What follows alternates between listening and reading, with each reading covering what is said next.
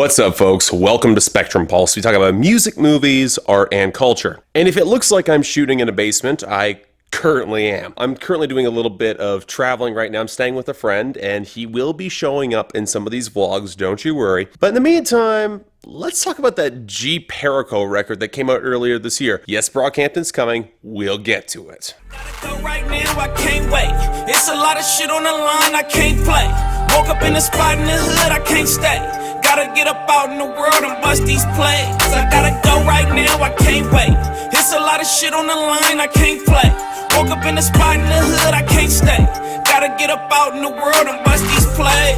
Okay, so if you're all familiar with YG's output, you'll probably like a lot of what Perico puts on this project. It's got that same sort of West Coast, G-funk, borderline trap vibe, and you know what? There's an audience for that sort of thing. The problem is that, really, if I wanted to hear a lot of the sound, I would just listen to YG. He's doing it a fair bit better in terms of the overall hooks, in terms of the flows. There really is more dropped rhymes on this record than there should be, and in terms of a lot of the distinctive detail and overall through line of the content. Also, Perico really should not sing. He's trying to be a little bit more melodic, but he's not Snoop Dogg. That being said, the record's got a couple decent hooks. I see there's an audience for this, and overall it is pretty melodic, and it doesn't waste any of your time. It's a pretty quick record to get through. So I'm thinking a very, very light 6 out of 10. Check it out if you're curious. Although, gotta be honest, you'll probably end up going back to listening to YG instead.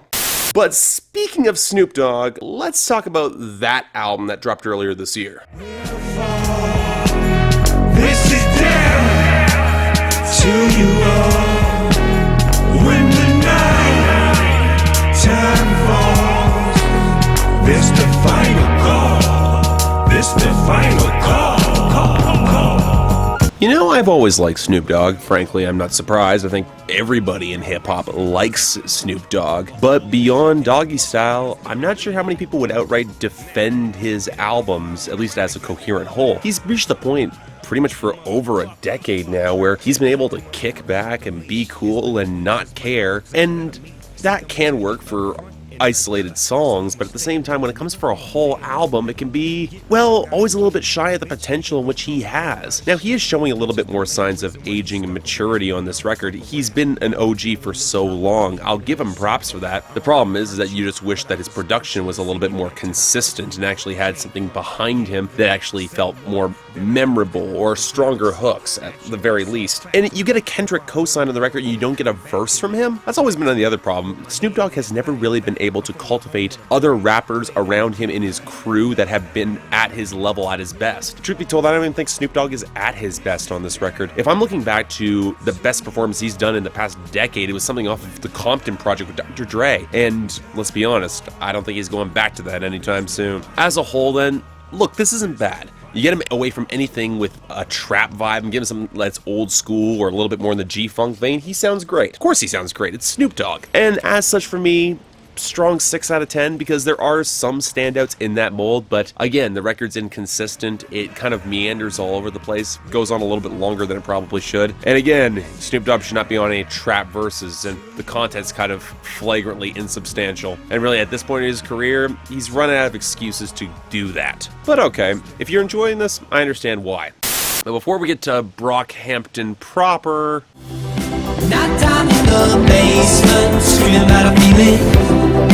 Running through the road and searching for meaning. Passed out on the concrete, dizzy from the spinning. Wake up to the feeling that everybody's leaving. okay, it's my last day in Winston-Salem. Figure I might as well tack this onto the review. And yeah, might as well talk about Hippo Campus here. You know what? I had some expectations going into this, and after a number of listens, I get the impression that it's not really a bad record, but at the same time, I don't find it all that distinct. I find a lot of the textures pretty unremarkable. A lot of the songs feel pretty conventionally structured. I'm not wild about the falsetto, and it comes down to a lot of the lyrics. I get the feeling that some of this is intended to be ironic. Some of it's intended to be satirizing our current shallow generation, and some of that existential loneliness and emptiness that's at its core. The problem is that I don't get much of a sense of underlying darkness in these songs. They feel kind of flighty. The satire and the parody just doesn't have a lot of weight to it. The writing can be clever, sure, but when you have songs that outright call out how the poetry isn't all that deep after all, and then you don't say anything to follow up on it, just feels kind of slight to me overall. Overall, I get the intent, I appreciate what the record's trying to do, but at the same time, without any solid bass lines, without many songs that actually kick into real gear, for indie pop, I'd rather just stick with something that's actually more earnest, like that last Mr. Wives album. That connected with me way stronger. So yeah, I gotta say it, strong 5 out of 10. Check it out if you're curious, but honestly, didn't do a lot for me.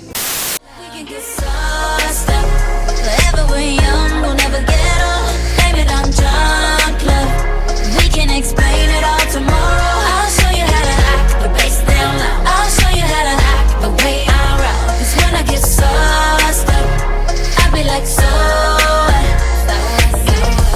Okay, so for the Fifth Harmony review, I wanted to do this with a bit of a collaborator. So I'm in his house right now. Let's go take a look, see what he's doing.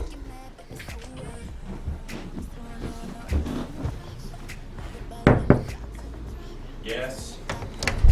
Well, look who it is. It's John from ARTV. How you doing, buddy?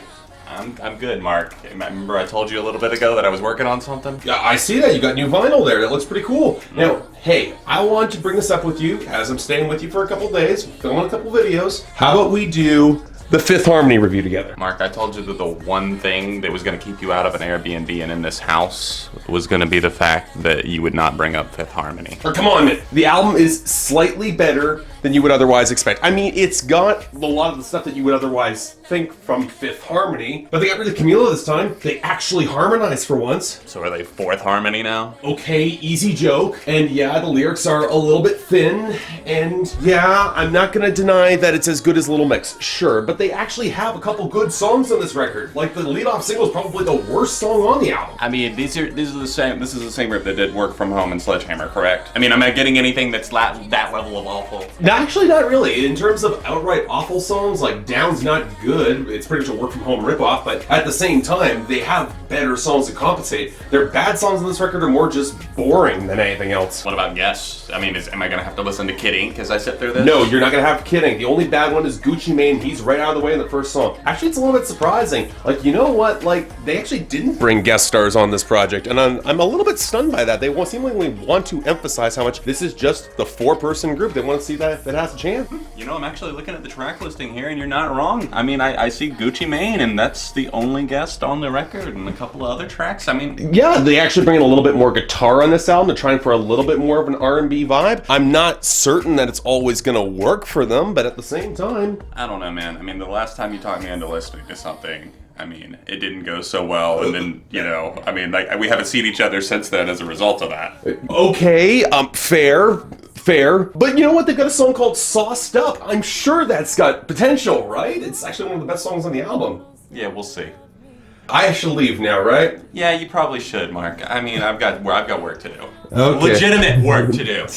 Hey, in all due seriousness, I actually don't think this Fifth Harmony record is bad at all. I admit I'm kind of missing some of Kygo's tropical percussion, as I actually thought that was a pretty good fit for them. But honestly, this isn't bad. I like the elements they bring in a little bit more guitar. They do harmonize a little bit more, and getting rid of Camila was the best thing possible for the group. Yeah, I do think some of the lyrics are a little bit thin. I wish they were a little bit feistier. I wish they were a little bit more competitive with, say, like a band like Little Mix. But at the same time, this is not bad. I show some progression here, even if it does feel ultimately a little bit hollow and not quite as vibrant as I typically prefer my girl power pop R&B. But again, not bad. I think this is probably gonna be the most complimentary I've ever been to this group. They've got a few songs I would otherwise come back to, and the fact that the girls handled most of the writing themselves does speak to that. So again, 6 out of 10. Check it out if you're curious. Mark, this isn't bad, man. You were kidding. See? Look what's going on. Cullen, chip for Cullen, chip. Cullen, chip for Cullen, chip. Cullen, chip for Cullen,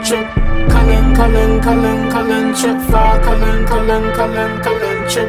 What you gonna do when you're older? What you gonna do when you grow? Oh boy, a lot of you guys have been looking forward to this review, as so much so that I kind of had to do it in this position given the whole album cover. And you know what, I kind of get why. Brockhampton is one of those phenomenons that you don't see that often in rap music. The collective that comes out of nowhere, comes hailing from Texas, then moving to California, able to balance out real introspection alongside with some hard-hitting lyrics and bars and production that felt a little bit more experimental. Now granted, all that being said, I wasn't crazy about Saturation 1, but hey, I understood the appeal. I get that they're arguing for a little bit more socially progressive lyrics while pairing it with the still same sort of introspective bombast that actually leads to good bangers. And again, they make catchy as hell songs. My concern is the same concern I would give to any artist that's looking to release more than one project in a year. You have to ask the question whether or not it would make a little bit more sense to just drop the one truly amazing album or 2 to 3 merely good ones with the really great tracks that were spread out. And yeah, I know Brockhampton's a little bit more experimental, and I get that the albums are effectively called Saturation in predicting how they're just going to overwhelm the market with music, but I can't help but feel that might not be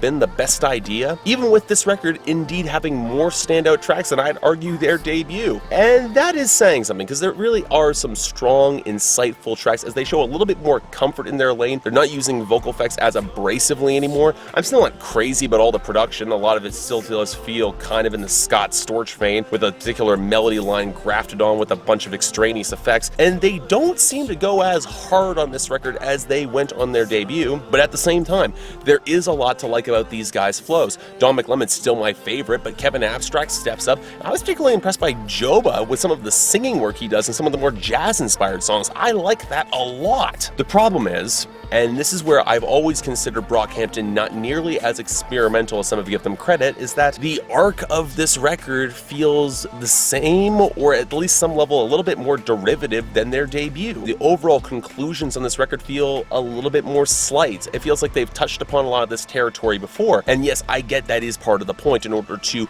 effectively bring forward that new message to the masses and keep doing what works. But at the same time, if you're going to be a band that's touted as being so experimental and you're not innovating with your content in the same way, that does strike me as a bit of a misstep. Overall though, I do like this. I don't think thematically it holds together quite as well, but overall I think there's more better songs on this project that I actually do like. So for me, I'm thinking a solid 7 out of 10. If you're interested in this album following off of Saturation, Saturation 2 is a lot more of the same. And you know what? That's not a bad thing. Now, if they release Saturation 3 and they don't evolve at least a little bit more there, I will be disappointed. Or if they brought back some of those vocal effects and filters that just got kind of obnoxious, they seem a little bit better produced there, and I will give them credit for that. But you know what? If you're curious, I can imagine you'll probably enjoy this, even especially if you thought some of the elements on Saturation were a bit obnoxious. They toned that back slightly here. So hey, check it out. Probably worth seeing. And yeah, that's all what I've got for now. But until then, I'm Mark, you're watching Spectrum Pulse, and I'll see you next time.